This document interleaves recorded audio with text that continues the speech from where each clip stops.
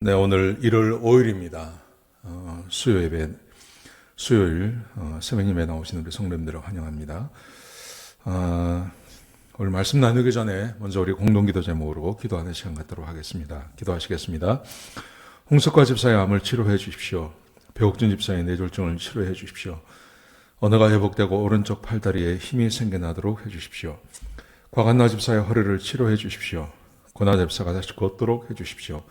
오글선 어린이가 회복이 잘 되게 해주십시오. 이승학 성도의 뇌종양 치료가 잘 되게 해주십시오. 신하순 성도의 머리와 목을 치료해 주십시오. 오한 폐렴으로부터 우리를 지켜주십시오. 예수님의 이름으로 기도합니다. 아멘.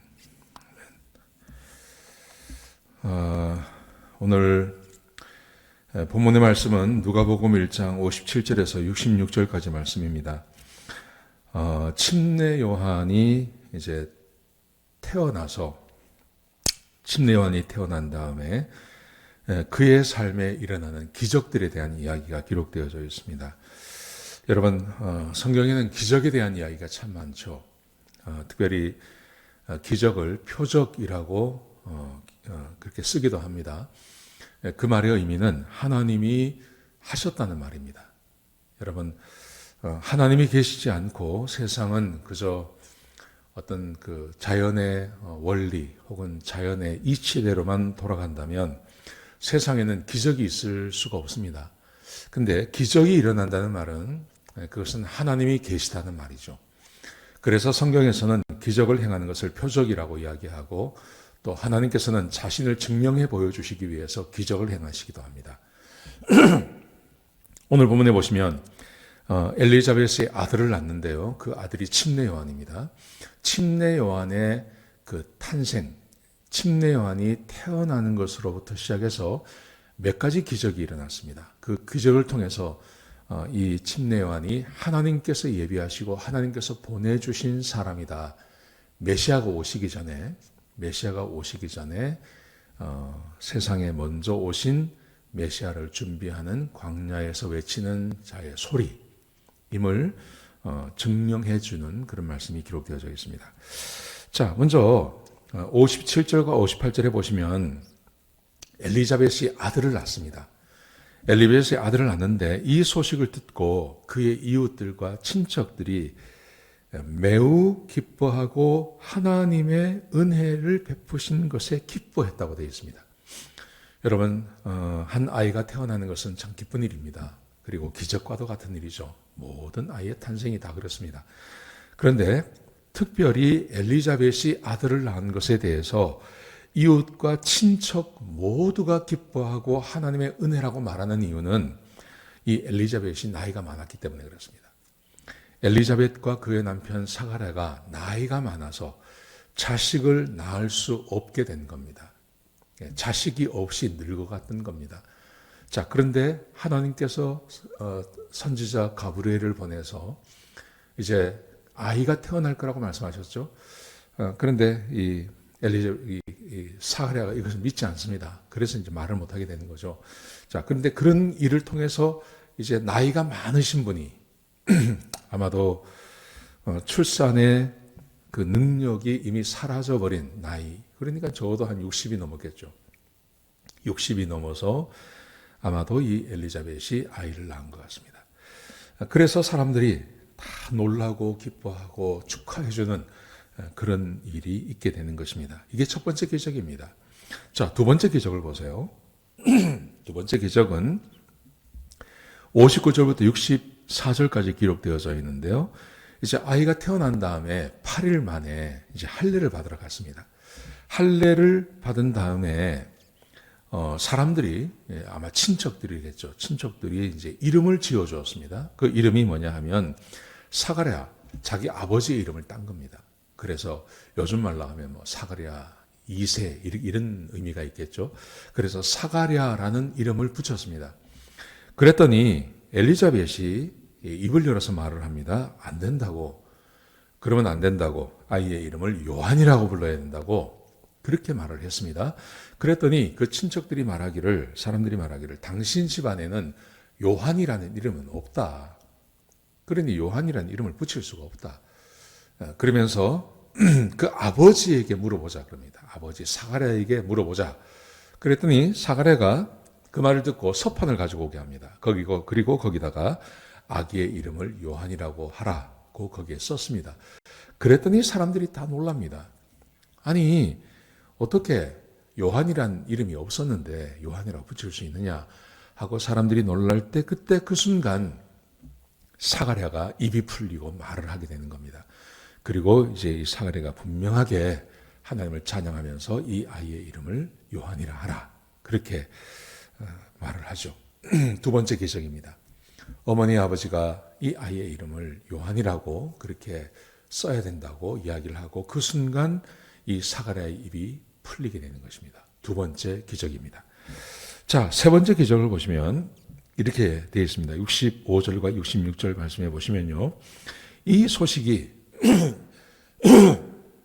사가랴가 말을 하게 되었다는 말과 그리고 그의 이름을 요한이라고 했다는 이 소식이 그 산골에 전파가 되었습니다. 왜냐하면 이 엘리자벳과 사가랴가 산골에 산다 그랬죠.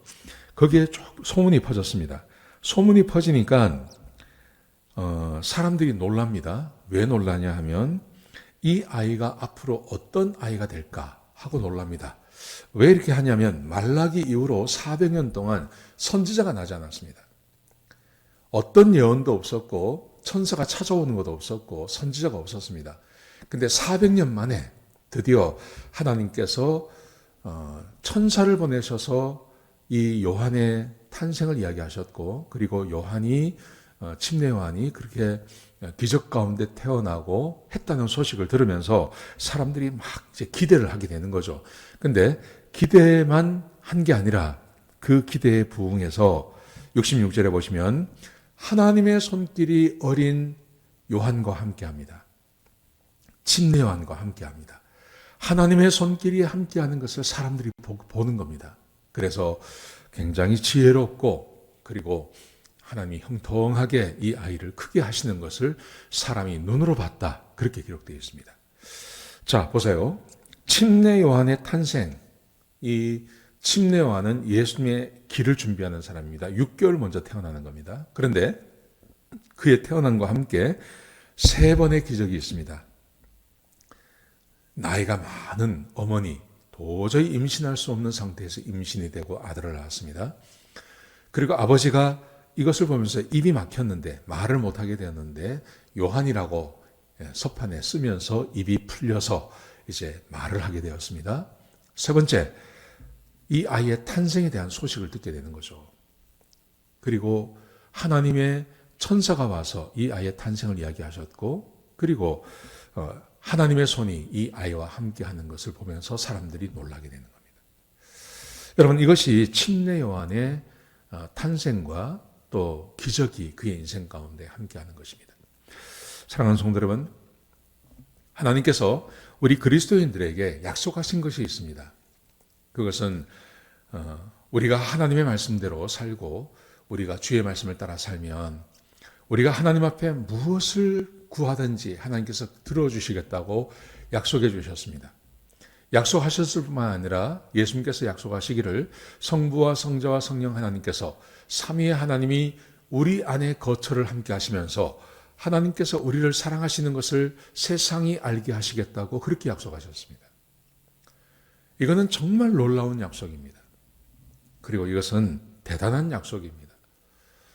사랑하는 성도 여러분, 우리가 인생을 살아가면서 하나님을 잘 믿고 그리고 하나님과 함께 동행하며 이 세상에 보여줄 수 있는 것, 우리가 복음을 전하는 것도 보여줄 수 있습니다. 그런데 우리의 삶으로 보여줄 수 있는 것이 있다고 생각합니다. 그것은 하나님이 나와 함께 하시는 것을 세상에게 보여주는 겁니다. 성부와 성자 하나님께서 성령 하나님께서 거처를 내 안에 함께 하시면서 그분들이 우리를 사랑하시는 것을 세상에 알게 하는 것. 그게 바로 오늘 본문이 말하는 침례 요한의 탄생과부터 그의 어린 시절까지 후기도 마찬가지죠.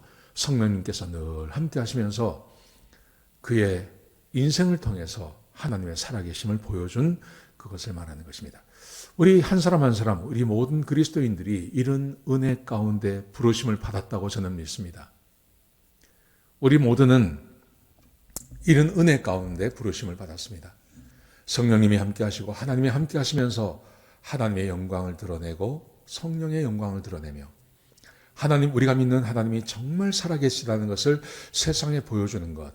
저는 그것이 하나님께서 우리를 부르신 목적이고 우리와 함께 하시는 증거라고 저는 믿습니다. 여러분, 그러므로 엘리자벳과 사가랴가 하나님의 말씀에 순종하며 사는 것처럼 저와 여러분이 하나님의 말씀에 순종하며 살아야 합니다. 우리가 하나님의 말씀에 순종하며 살면 하나님께서 틀림없이 우리의 삶에 자기를 드러내시고 오늘도 하나님께서 우리와 함께 하신다는 것을 세상에 알게 하실 것입니다. 오늘 하루 어떻게 살아가시겠습니까? 하나님의 말씀에 순종하며 이웃을 사랑하며 그렇게 살아가시기 바랍니다. 그러면 하나님께서 내 안에 계셔서 나를 사랑하시고 나와 함께 하시며 나를 축복하시는 것을 세상이 알게 하실 것입니다. 그렇게 하루를 보내시는 저와 여러분 되시기를 주의 이름으로 축복합니다. 기도하시겠습니다. 아버지 하나님, 귀한 말씀 주셔서 감사합니다. 사가랴와 엘리자벳이 하나님의 말씀에 순종하여서 하나님의 영광이 드러나듯이 우리도 하나님의 말씀에 순종함으로 하나님의 영광을 드러내는 복된 주의 백성들이 되게 인도하여 주옵소서. 주님 감사합니다. 예수님의 귀하신 이름으로 기도드렸습니다. 아멘.